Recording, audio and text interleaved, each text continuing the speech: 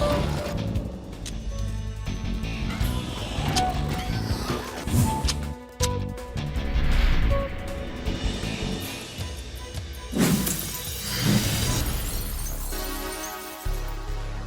George Galloway, and I present Kalima Horra on Al Mayadeen television.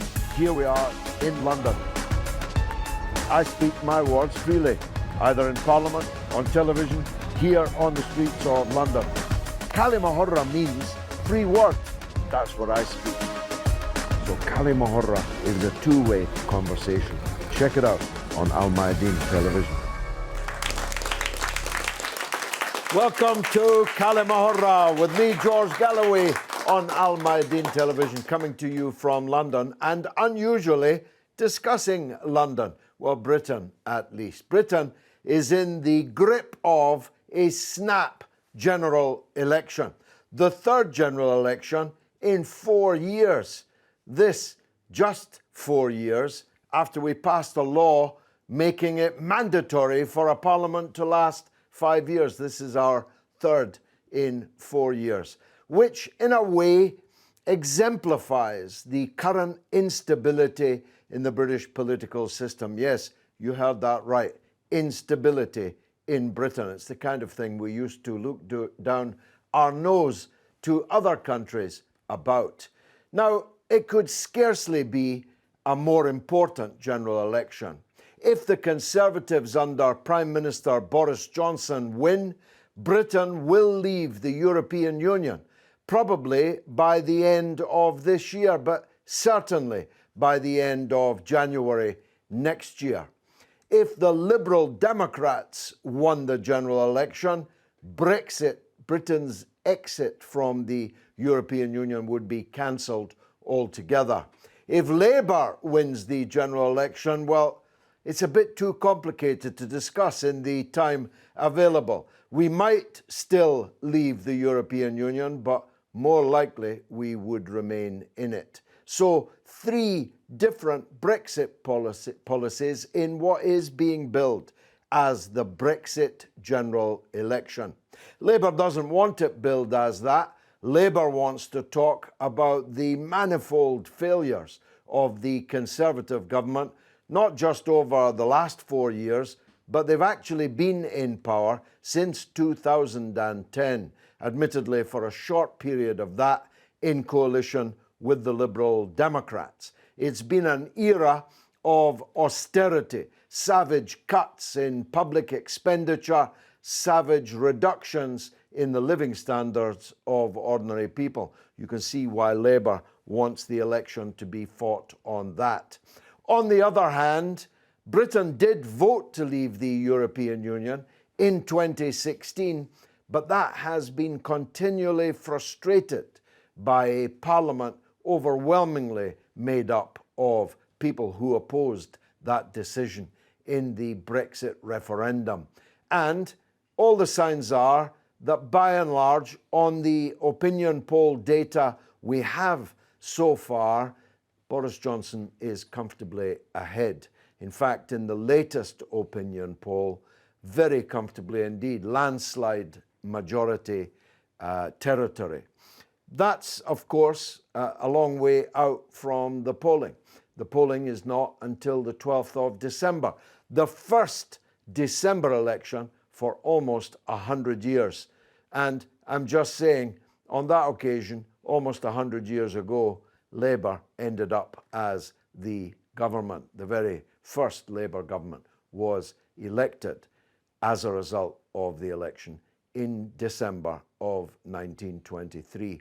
Now, there are many distinguished experts, political campaigners, political experts in the audience, and 1 or 2 enthusiastic amateurs. I would say like me, as I normally do, but I'm a bit more than an enthusiastic amateur when it comes to general elections. I've fought in every general election since 1964, when I was 10 years old in short trousers. And the windows of our small council municipal house were blackened by gigantic posters of the then Labour leader, Harold Wilson. And I haven't sat out a general election ever since. And I'm not sitting out this one, but I'm not going to speak about my own general election contest. I'm going to ask some of our experts, starting with you, madam, as you have the microphone. How do you see Britain's snap general election? Assalamu alaikum. Normally was responded by a group of Londoners with prego, which is people from Sardinia will say a prayer. May we all be at peace. It took so long for us to be able to unite. Every membrane, be it intercellular or intercultural, or be it in a society, is a point of contact, is what we do with point of contact. It took us so long to have Northern Ireland, Ireland, Scotland, England, finding a point of contact, and Europe. And the general election, as is presented, many young people who are not very happy about the fact that we don't have enough options are actually voicing the fact that we are in the 21st century and we are due to have new options, because this binary thinking, is either or, is limiting us. And I feel like, as quirky as we are here, we can come out with something new. And the 12th of December perhaps will present us with a new perspective, because we are not satisfied with elections as such. Young people want to have the right to vote. They have, in protests, voiced their voice. And they also want to have the right to be elected. Are we about in the 21st century to change everything? And I think that's the question, because here we have done many transformations. And then we are able, the quirkiness about here is the fact that we had slavery and unslavery. We had the suffragettes. We have revolutions. We had change. We had social transformations. And we are able to take that forward. As you mentioned, in England, the tendency was to look and comment on other countries and think, how can possibly democracy go backwards? And what's happening to us now? We are in London, the most multicultural society in the world. We have a complementarity to address. We have technology of advancement and austerity, on the other hand. When people feel they're not able to mobilize because they have to think of, how do I pay my university fees and at the same time survive? How do I get into politics? And this is the time for change, radical change, for all of us. James, you are a candidate in the general election, an independent candidate, as foreshadowed by the last speaker.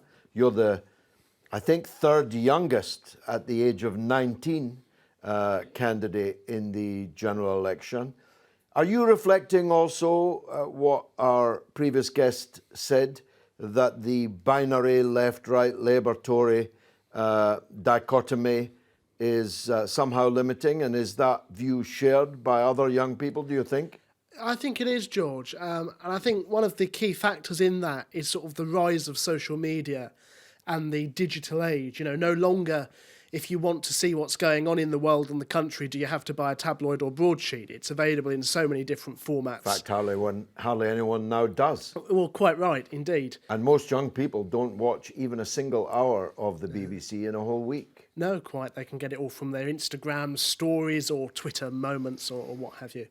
But I think that also then does ebb away at the traditional party loyalties. And I think you can see that in the 2019 European elections, where the Brexit party, a party that at the time was just 10 weeks old, completely topped the poll, by a mile.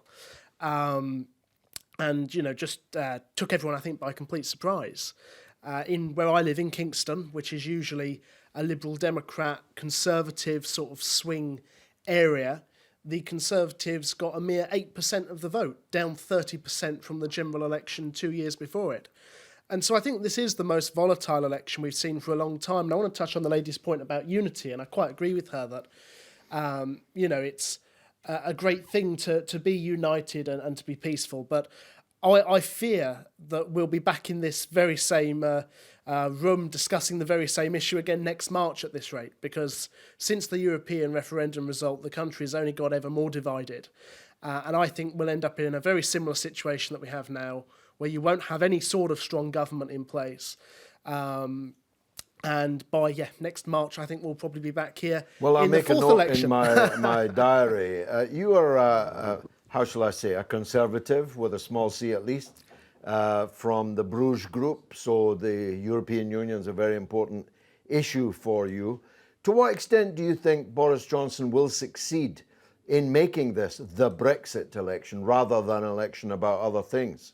He already has. The media are talking about it, this being the Brexit referendum, the Brexit election. We've already had the referendum and another election and now another election, all to implement the decision that was taken on the 23rd of June, over 3 years ago now. And it's Parliament that's been standing in the way of delivering what the people clearly voted for and what you yourself, George, campaigned for, as I did for many, many years.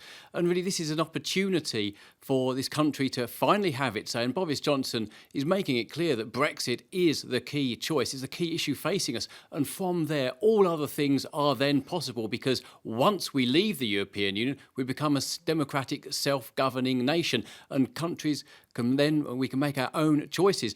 Jeremy Corbyn, he had his manifesto in 2017, and that was called the first post-Brexit manifesto. Many of the policies he was advocating, whether that was the renationalisation of the railways or the water utilities, was only possible if we're outside of the European Union, and fully ending austerity is only possible once we have fully control of our own finances and our own economic policy, which is again only possible once we're out of the EU. And this election, it may well be divisive, but this is a good opportunity, because we're seeing the breakdown of people's traditional party loyalties and people voting on their values, what they want for their community. And people are no longer locked into their class of how they're voting. We saw previous elections, places that were uber middle class like Canterbury voting Labour, and working class areas like Stoke voting Conservative, because people's values are now being expressed above all else. And this is something to welcome. And yes, it may be divisive, the election, but that's a good thing, because we're testing ideas and people are having their voice. And the outcome, I think, will be quite clear, that Boris Johnson will win by a significant majority, like you said, a landslide. And from there, all things are possible. But whatever happens, it will be our choice. And hopefully it would lead to a Brexit, which is something I fundamentally and passionately believe in, because from there, all other things are possible, because we'd be self-governing and we can make the decisions ourselves. I see from your badge, sir, that you're a Labour supporter. Let me ask you to take the floor and maybe refer to this point. The manifesto that Labour stood on in 2017 was massively popular. Labour added millions of votes, got 40% of the vote, the biggest increase in the Labour vote since 1945. But you've ditched that now. You promised to respect the referendum result in 2017, but you haven't respected it. Will that cost you? Oh, no, I'll be able to differ with you, because I think the respect to those who voted to leave is there in our plan for another referendum. Which then provides an opportunity for people to see what would Britain be like if it goes a no deal, as it been proposed by Boris Johnson. No, that's not true. He's got a deal. He's already signed it. No, but I think the colleague here have just indicated that they will come out of the European Union if they have a majority without a deal. No, but we could park no deal, because there now is a deal agreed between the British government and the EU. Possibly, but if Boris Johnson gets a majority in the House of Commons, and I will want to come back on that democratic issue, if he gets a majority in the House of Commons, he will ditch that. We know how his tactics. We know how reliable, or I should say, unreliable he is. He has never said anything and stuck to it. He's just all over the place with his ideas and how he tricks people. He does not keep his word. You know, the man cannot. The gentleman's right, isn't he? Boris Johnson's lied to everyone throughout his life. This is the man. This is the man. I didn't interrupt you. This is the man that stood in the background, and there is a bag in his background as a bus saying to people there will be £350 million every week for the national health. Actually, it's 363 million. Well, okay, So thank you for he the was correction. lying. He was lying. He was undercounting it by 13 million. And one will not forget the divisive issues that Boris stood on the ground on his soapbox in 2016, claiming that will be 60 million Turks hidden in the way of Britain. The man is absolutely a charlatan. It cannot be trusted. It cannot be, be believed in anything. I would like to come back on the point about democracy. Democracy is what's practiced by the House of Commons. That is simple and basic job to hold the power to account. And that is what it did. I don't accept that we now, because we're coming out of Europe, we gain our democracy. There was always democracy in the House of Commons. If they choose to ignore that, then they are not worthy to be in the House of Commons at all. So I wouldn't take lessons about democracy from a Conservative Party that actually want to ignore 16 million people that voted to remain in Europe. Yeah. We want 17.4 to have their say. Well, for Labour, all Labour MPs well, Labour is offering, sir. Labour is offering. Well, there are colleagues from the Conservative Party actually took the side of Labour and voted against your government. They're going to be out of the House of Commons in a month's time. Yeah, and that's why you call democracy, is it? So the people are the people going will to vote decide. The people will decide. I don't actually buy that it is a foregone conclusion that Conservative will win. Had the 2017 election lasted for another week, we would have won. We would have won because we had a strong manifesto and we had a strong leadership. People trusted what Jeremy Corbyn say because he has a credibility. He stands on principles, and that is something absent nowadays from the political field. Okay, we'll come back to you. You're a communist, I'm assuming, therefore, that you support Brexit, but a different kind of Brexit, perhaps, to the one Boris Johnson has in mind. Tell us. Well, there's a few issues around that. So one is this, actually, the idea of democracy, if I can just touch on that. These gentlemen talk about democracy. Democracy for who? Your Labour Party members can't even follow your own manifesto. You were saying people trusted Jeremy Corbyn. Maybe they trusted him when in the manifesto it said they would respect the result of the referendum. And your own Labour Party, Parliamentary Labour Party, couldn't abide by that. You had MPs saying they wanted to undo it while in the Parliamentary Labour Party, while claiming to respect democracy, while claiming to respect the wishes of the new mass influx to the Labour Party who helped shape it. I don't need to go on too much about Conservative Party, whether the working class can trust them. I hope most of them should be able to make up their own mind. I think people are desperate now that Johnson will be able to get any kind of Brexit through because they've seen over the past 3 years such backstabbing, such treachery, so many lies. Democracy, we get to vote every few years for people that don't represent our interests in a House of Commons that is filled with people that, frankly, most working class people have no respect for, who absolutely detest them because they make a mockery of the idea of democracy that we're meant to respect.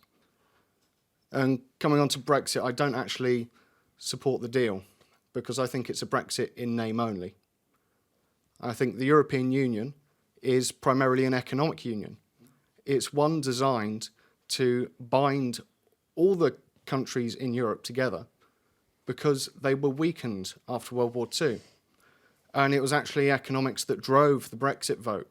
So you had one section of the Tory party and their supporters, their backers, rich, wealthy, influential people, and another section of the Tory party and another section of rich, wealthy, influential people that couldn't quite agree whether they'd be better off in the single market or better off outside of it. And what the single market actually does is it changed the working class of Europe, and it changed the working class of the world to a system which ruthlessly exploits them, if not through economics, then through outright wars, domination and other oppression. So I want to see a complete end to the European Union, not staying within the customs union.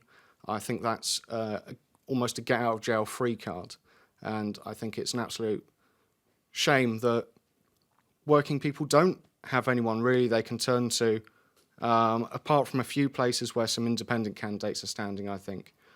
Working class people can't turn to the Conservative Party, really. I think they may resort to, out of desperation for getting any kind of Brexit, they can't turn to the Labour Party. They've seen how the Parliamentary Labour Party treats the ideas of the membership and the working class with absolute contempt. And I think only the most deluded middle-class people can turn to the Liberal Democrats. And as a student, I mean, you'd have to pay me a lot of money, about the tune of £36,000 to vote for the Liberal Democrats after their betrayals in 2010. This is a reference to their betrayal on university fees. They said they would It's not just university fees. And they in fact voted to triple them. And the Liberal Democrats have actually voted, certainly Joe Swinson, the new leader of the Liberal Democrats, has voted more in line with the Tories than some Conservative Party members. Quite so. Marc Wadsworth, you're like me, a veteran of these things. How does the election look to you so far? Well, it's crucial that we get Corbyn in. I've got my criticisms of the Labour leadership and some of the things they've done. You were expelled under his leadership. I was expelled. In the same way as that you're not allowed back in, that Jackie Walker was expelled, Chris Williamson has been banned from standing as a candidate, and he's a sitting MP, the most loyal Jeremy Corbyn MP in the country. It's very Ken magnanimous Livingstone of you pushed then out. still to be supporting Mr Corbyn. Tell us. Yeah, why. because we support him for the party, what it stands for, and how it came into being in 1900 as the voice in Parliament of the working class of working people in Britain. And if he doesn't win, I can't think of a Labour leader that has lost 2 elections and continued as leader. Neil Kinnock went after 2 elections. So that will be the end of the socialist project. He'll be gone. Well, it'll not be the end of the socialist project. Might be the end of the Labour idea Party. that Labour can deliver socialism. Yeah, and that would be a big tragedy. You talked about the last time there was an election in December yeah. 1923. Yeah. That's when Shapoorji Sakalatwala, who was a communist who stood for the Labour Party, lost his Battersea North seat, having won it in 1922. You'll be aware that there was another election in 1924. And I tend to agree with the colleague, the young colleague who is standing, that we could be here again next year, having another election, given how volatile I love the elections, polls so are. I'm hoping so. And, you know, if there's another hung parliament. And, well, let's leave it at that for now. Yes. Ahmed, Kaballo, you're one of Britain's star journalists and broadcasters. We'll come to you in the second half after we've seen some very interesting vox pops. Much more coming up.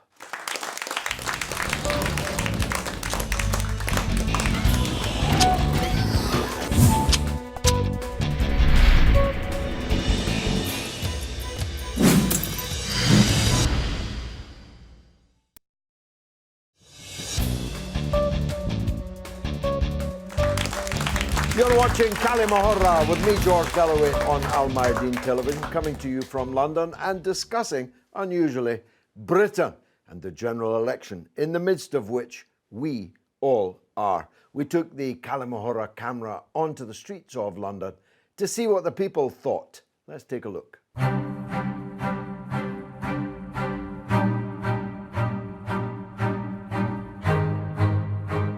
If there's a hung parliament, how do you think that might affect policies in this country? Probably what's happening right now, which no one knows what's going on. So, like, you know, like we don't know what's going on. When you look at politics, we don't know who's winning, who's losing, who's doing better, who's doing, you know. So as far as I know, I don't know. I don't know if there'll be much. I don't even know if you'll notice much of a difference. if there is. I think it's quite likely because I think a lot of people aren't happy with, you know, the Tory government we've had, but also not enough people really want to vote Labour. I feel like it will further delay things that Parliament is trying to push forward, most importantly Brexit. As one government, Conservative, they can't seem to come to a decision about Brexit as it is, let alone a coalition government with two very similar but different agendas about Brexit. And yeah, I think it'll just further delay the whole Brexit deal.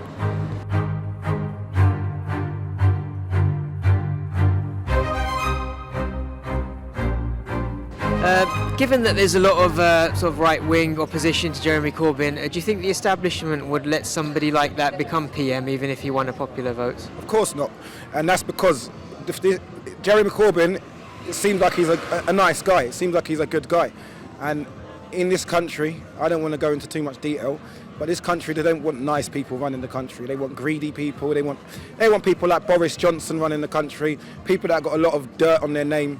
You know, understand? People like Tony Blair, they want them sorts of people that don't really have morals. And that's basically the big difference between, I'm not, like I said, I don't support any political party, but the one thing I see with Jeremy Corbyn as opposed to a lot of them like Theresa May and all these other people is that Jeremy Corbyn seems like he's got a bit of empathy. And I would say the same about George Galloway.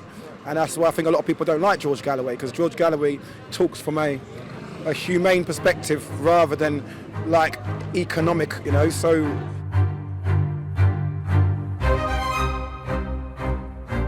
Do you think that the result of the election might lead to a new referendum in Scotland or Northern Ireland as well? It will be a catalyst for sure for different referendums across the UK.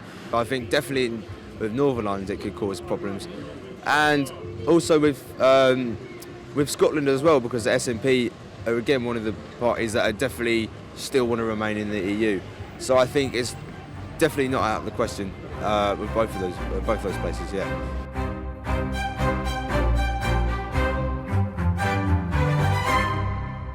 What a clever young man he was.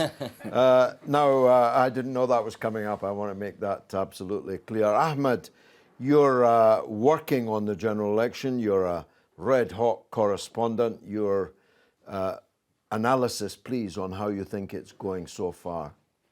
Well, it's hard to read how it will go, but if we think back to the 2017 general election and just how far Corbyn was behind and how close he came in the end, then he has a chance if he manages to widen the terms of debate and make it not just about Brexit. And he has an issue if he makes it just about Brexit, because the Labour Party's position is still very unclear on Brexit. You don't know where the leader himself stands. It looks like the rest of the parliamentary ministers remain. So would they want to implement a second referendum? Would they really put a choice forward for Brexit?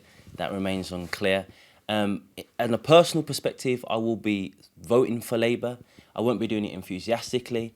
The reason for that is less about Jeremy Corbyn, more about the parliamentary Labour Party and the Labour Party in general. Me and you know that the Labour Party councils don't have a monopoly throughout the country, and yet they implement austerity to the letter and blame the Conservative Party when many times they've got millions and millions of pounds in reserves. There seems to be the Labour Party establishment throws good politicians, good men under the bus. I'm looking at one, I'm sitting next to one. What they did to Chris Williamson, the idea that Margaret Hodge is welcome in the Labour Party, but She's one of the leading Israel supporters. One of the leading Israel supporters who every time there's a microphone in front of her uses an opportunity to attack her leader. But moreover, we get told by Liberal friends all the time about if the Labour Party came into power, if Jeremy Corbyn came into power, they'd do all these great things. I want to see if they'd actually live up to that. If this anti-war champion would really change the trajectory of British foreign policy, because what's the alternative? The Liberal Democrats, the Conservative Party, SNP. So the SNP, they talk about Scottish independence, but my concern is, when do they ever say anything about foreign policy? Well, where was their statement about what happened in Bolivia? Where was their statement about what was going on in Venezuela? So I want to see if, in the heart of empire, we can truly see a different change of direction from this disastrous foreign policy that has set us on this path for the last 20 years. Well, the establishment obviously fears that. Mike Pompeo, the US Secretary of State, was tape recorded saying that he would make sure that Corbyn had to run the gauntlet and that they would see what obstacles they could put in his way. The supporters of Israel are moving heaven and earth to brand Corbyn as an anti-Semite. There's talk of mass immigration of British Jews to Israel if Corbyn gets in and all that. So the establishment are afraid of this sea change that you want to see. There's not that much evidence, though, that such a sea change would happen. I mean, Corbyn now wants to stay in NATO, though he spent his lifetime calling for withdrawal from NATO. He now wants to keep nuclear weapons, having spent his lifetime trying to ban them. He effectively leads a party which clearly wants to stay in the European Union, having spent his lifetime trying to leave it, and so on. I could go on, believe me. So isn't it the case for someone like you that you're choosing actually the lesser of two evils? And that's what it's like in most Western democracies. You choose the lesser of two evils. There is an argument, though, that what he says and does as while he's in opposition will be very different to when he sits in number 10 and has the power to implement those changes. Now, of course, solidarity is just talk, but it's still important. So it was important that when we saw what happened in Bolivia, Jeremy Corbyn made the statement that he made. Very good statement, yes. And it is important that when people are getting killed in Gaza, Jeremy Corbyn makes a statement. And it's the difference between him and Boris Johnson is the difference between night and day. And I find it a little bit funny that that as a Conservative, you're using the argument of austerity to leave the European Union, because it's not austerity that is driving... Sorry, it's not the European Union that's driving austerity. It's an ideological thing that the Conservative Party have been committed to for a long period of time. But it's an ideological thing. The European Union and the central bank and the fiscal rules all guarantee austerity in EU member countries. I'm not a supporter of the European Union. My only annoyance about this is we're in a particular time where there is a binary between left and right. I just want the right to be honest about why they want to leave the European Union. Don't wear the left's clothes and use the left's arguments to leave the European Union. Leave the European Union because you want... Why can't we agree? Why, as a Conservative, why can I not agree with the Communist gentleman's analysis of the European Union about how it's a corporatist racket, that it's not there for working class people, that it's not there for a free market either. It's there to enable those who already have power. Well, why can't we find commonality? You are talking about corporate, which is which is what the European Union is all about. That's what it's built on this basis of economics. Let me break the news to you that if you don't have the microphone, you'll not actually be recorded. Ahmed, let me hear from the gentleman in the middle who hasn't spoken yet. How's the election look to you, sir? Nice to meet you, George. And first of all, may I wish you all the very best for your election. I don't want to beat around the bush too much, but what I'd like to say is that I'm a Frenchman, and I've been living in the United Kingdom for 25 years. I have never been unemployed. I've always been at work. I've always paid my taxes, meaning I've contributed to the British economy. My wife is British. My children are British. And this whole Brexit debacle has been causing not just myself, but perhaps other millions of Europeans around Britain a lot of headaches, and for me in particular, uncertainty. You know, it's been kind of a big cloud above my head. But being a socialist and being from the left, I really agree with most of your point of views. Even a referendum took place in 2016, and I believe that obviously it is, It needs to be done. And I'm not really, actually, as a matter of fact, probably a massive fan, actually, as a matter of fact, of the European project. And Well, let me point out that President Macron said he would never give the French a referendum on leaving the EU because he knows that they would vote to leave it. Indeed. I mean, I agree with you. And I really believe that, these things probably needs to be done. But I feel myself a bit more like perhaps an immigrant a little bit, because for me it's been a very, very difficult thing, this Brexit thing, living in this country for 25 years. And I was asking my wife actually yesterday, I said, where do we fall into this stuff? I love Britain. My life is here. My life is not in France any longer. And I just wish whoever comes into power, that they can give people like me a bit more clarity, a bit more certainty about these things.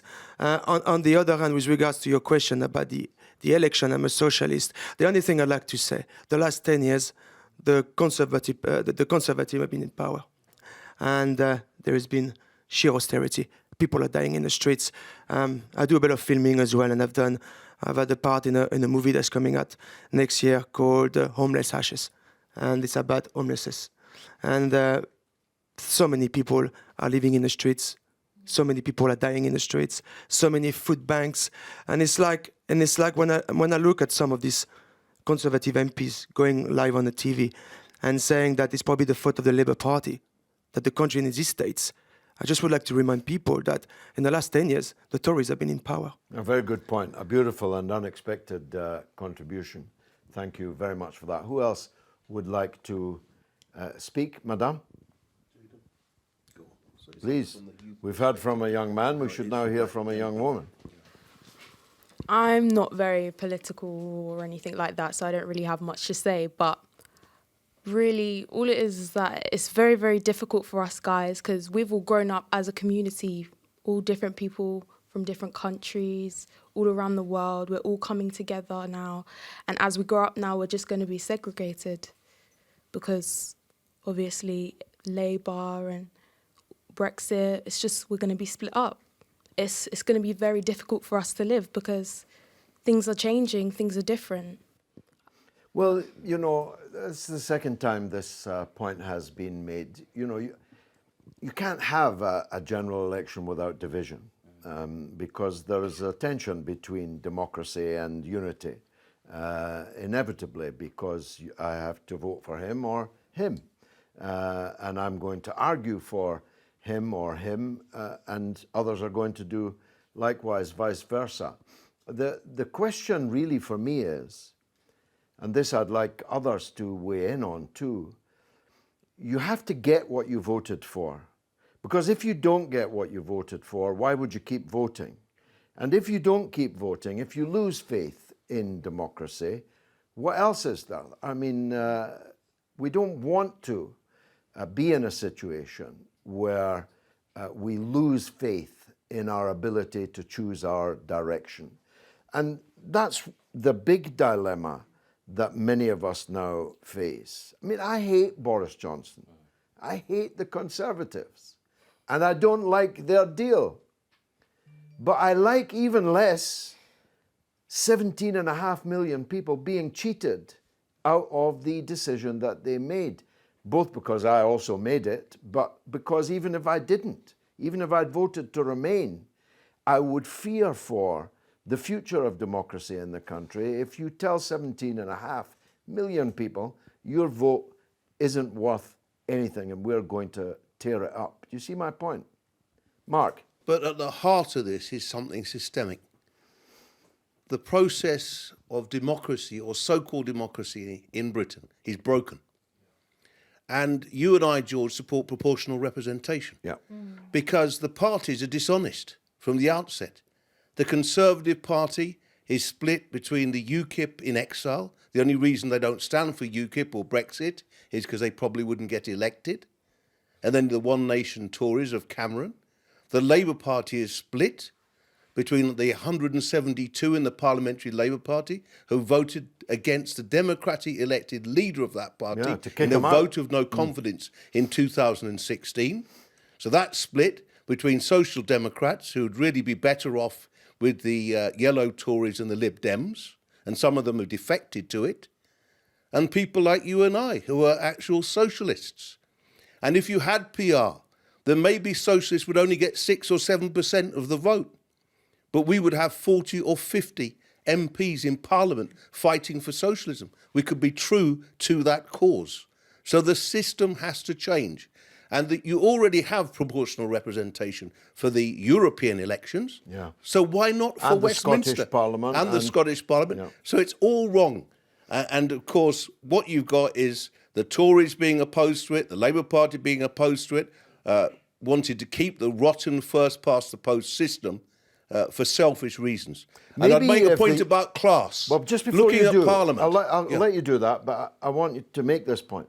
Maybe if what the young man thinks as the outcome, another hung Parliament, maybe if we get another hung Parliament, we might get changes to the electoral system, don't you think? Well, I would hope so, because I was going to make the point on class, which is very important in all of this.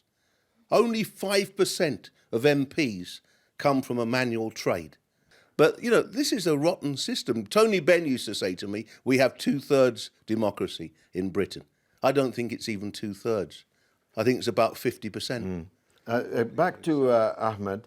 Just on that point, Marc, I used to say to the Parliament, because I left school at 16 and went to work in a tyre factory, and I used to say to the other MPs, I'm the only MP in here that can make a Michelin ZX radial tyre. Most of you couldn't even change one if you had a puncture on the highway. Ahmed. I guess it's a question to you, George, and my friend over here as well, because it's a discussion I'm constantly having. When I'm going to protest in support of Venezuela and I'm going to protest in support of Bolivia, I'm mixing with anti-imperialists and they're telling me the same thing over and over again. Why'd you bother with the Labour Party? What's the point? You're voting for the lesser of two evils. And I guess my question to both of you is, I don't actually disagree with most of your criticisms of the Labour Party, and there's many criticisms of Jeremy Corbyn, but is there not a quantifiable difference between the Labour Party led by Jeremy Corbyn and the Conservative Party led by Boris Johnson? And that's all I want to know, because do we just give up and say a good question? But I could turn it around, Ahmed, and say you're fostering illusions in a Labour Party that will never deliver what it is that you want. And the longer you do that, well, we've been doing it for 100 years. That's one answer to your question. Sure. Let's hear just before I go to him, Yeah. because another argument is that we need to build our own social movement, which I agree with totally, but it's a process. So while we're in that process, do we completely disengage and say Liberal Democrats are rubbish, like you did a bit earlier? Liberal Democrats are middle class this, and the Tories are this, and the Labour Party is this. Completely disengage and don't vote, or do we vote for the best out of a bad bunch? Briefly, please, because there's another speaker now. Yeah, I think George has unfortunately taken quite a bit of the main thrust, which is we've been doing this for 100 years. And people still think the Labour Party is salvageable. You can look at their history and look at their record and make up your own mind. And I know there are a lot of good people in the Labour Party. There are a lot of good people supporting the Labour Party. But at their core, they're never going to make the changes we need. And you talk about the need for political change. But one key thing was you said austerity was an ideological question. Unfortunately, it's not. It's the economic system that we live under that is so broken and is one that runs our political system, essentially.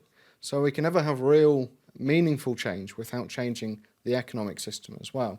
Thank you. The gentleman in the back row there. Jeremy Corbyn's election as the Labour leader 4 years ago, that brought a lot of hope to myself and many other people. But now I'm worried that hope could be lost, and a lot of it is his own fault with this Brexit policy of theirs. If he doesn't end up being Prime Minister next month, does that automatically, does that then definitely mean that he will no longer be Labour leader? Or is there a scenario like last time he didn't become Prime Minister, but he still remained leader? It would all be down to by how much he lost. If he were to come as close as he did last time, he might try and stay on. But if it was worse than that, his MPs, who are overwhelmingly against him, would have him out the door. And if he is no longer the leader, have we lost hope altogether? Or, have we lost hope again? Or would his successor be similar to him? Or how, how confident are you? He can't. He or she cannot be similar to him because they've rigged the rules for the election of the next Labour leader in such a way that you have to get the nominations of a specific number of Labour members of Parliament, and no one like Corbyn could ever reach that threshold. Yeah. So Labour will move to the right after the general election if they lose. If they win, then Corbyn is Prime Minister, and hold on to your hats, that's likely to be quite a bumpy ride. And I'm just talking about inside the Labour Party. Because, of course, we have a situation where the vast majority, more than 2/3, in fact, 4/5 of the Labour members of Parliament do not want Jeremy Corbyn. Because we know that because they've been trying for 4 years to get rid of him. Now, he was a friend of mine for many decades. He's let me down, he betrayed Marc and all that, but I still would prefer to see him in Downing Street than Boris Johnson, of course. But it's my duty to say I don't believe that that looks likely. Yes, yeah, let the Labour man speak. Yeah, I will just take a point that you made regarding Brexit, and that is the 17 million people that voted to leave. 17 and a half. 17 and a half, okay. Thank you for the correction. And I think you actually do these people disservice when you say that they're not entitled to have a view or change their view, having found out that they've been lied to in 2016, which made them vote the way they did. I think there is an issue there. We could do that. It is a responsibility. We could rerun every election. But that is not on any election. This is a referendum, which was brought in by a desperate party, Conservative Party, to stay united. We all know that. It wasn't because Britain wanted it. It was because simply the Prime Minister at the time, which his name completely... Cameron. I don't want to mention the name. Thank you. So he was the one that brought that, despite the advice that he had from number of people in his leadership team, not to go for it, and he still went for it. It's divisive. It doesn't help the economy. I know your views, and I do respect it. I have a lot of friends who voted for Brexit, and I also have concerns, members that actually voted for Brexit, and now they're questioning themselves. Did we make the right decision? I think the Labour Party now in a position to give them that opportunity to cast their votes. What is wrong? What is wrong with the democracy? What is wrong with the democracy? Here's what's wrong with it. You can try again once you've implemented the decision I've already made. You cannot say, the decision I made was so stupid you're not going to implement it. Well, we didn't say that. We're not saying that. 1974. Essentially, you are. I'm sure that you were involved in that 1974, like I was. Yeah. I was much younger than you, so yeah, but not as handsome. So 1974. You could see the type of a leadership at that time, which kept the Labour Party together. Under Harold Wilson. Yep. There is a lesson that we actually should learn. Harold Wilson is a lesson to many leaders. So, I agree with that. I'm much more against... Just because it's an international audience, I have to explain this point. In 1973, Edward Heath, the Conservative Prime Minister, took us into the common market without a referendum. Harold Wilson in 1975 gave us the chance to leave or stay. That's wholly different from this situation, in which we were asked, do you want to stay or do you want to leave? And leave won, and it hasn't been implemented. That's my point. I Once it's been implemented, you can form a party, the Let's Go Back to the EU party, and you can campaign for votes on that basis. If But I you had been can't deny as young me. as this young man here and a young lady, I probably would have done. But I think, and I also yes, totally support proportional representation. If we have it in Scotland, why can't we have it here? Quite. Let's hear from the Bruge group. The Bruge group. There was overwhelming support, according to the opinion polls. 80% of people wanted the referendum on our membership of the European Union. The Liberal Democrats had been arguing for it since 2007. Remarkably, the Labour yes. Party supported it. They voted for it. Ed Miliband, the Labour leader in 2013, supported a motion to calling for an in-out referendum. There was overwhelming support because for years the British people have been pushed further and further down the road of European integration without having a say, and enough was enough, and it had gone far too far, and the British people finally wanted to have their say. And Europhiles supported it as well because they thought this was so important. It's a key democratic issue. But what we've seen since then is the typical European behaviour where they try and ignore or overturn the referendum result. Whenever there is a vote in the European Union, a referendum, it is always ignored. It always goes against what the EU wants, whether that's further countries being taken into the euro or various treaties being put into force, and they're made to either vote again or ignored. And enough is enough. And if we're talking about having our say and having a proper functioning democracy, then we need to draw a line in the sand and say this will be delivered because we have demanded it, and corporate interests which govern how the EU works will not be telling us anymore how to run our own countries, and we can make our own policies as we see fit. Well, that's one of the key issues. But if I'd caution against a system of proportional representation, because what we'll find is we'll find European-style parties emerging where all the candidates are selected centrally behind closed doors who aren't accountable Trust me, they to already people. are. But we've run... But they'll be making decisions behind closed But doors, we've whereas at run the out moment... of time. One thing you must conclude from this debate, this is the Brexit election. I've been George Galloway. You've been a marvellous audience. Thanks for watching.